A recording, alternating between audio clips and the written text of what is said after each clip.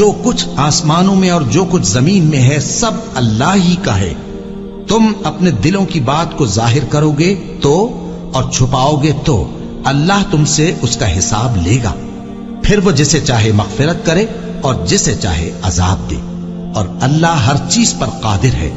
رسول اللہ صلی اللہ علیہ وآلہ وسلم اس کتاب پر جو ان کے پروردگار کی طرف سے ان پر نازل ہوئی ایمان رکھتے ہیں، اور مومن بھی سب اللہ پر اور اس کے فرشتوں پر اور اس کی کتابوں پر اور اس کے پیغمبروں پر ایمان رکھتے ہیں، اور کہتے ہیں کہ ہم اس کے پیغمبروں سے کسی میں کچھ فرق نہیں کرتے.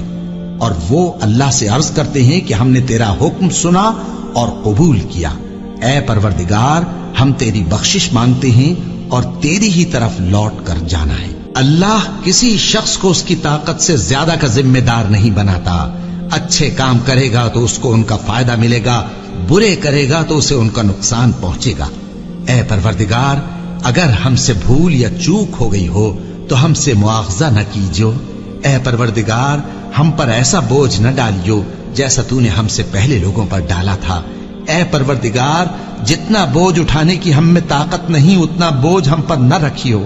اور اے پروردگار، ہمارے گناہوں سے درگزر کر اور ہمیں بخش دے اور ہم پر رحم فرما.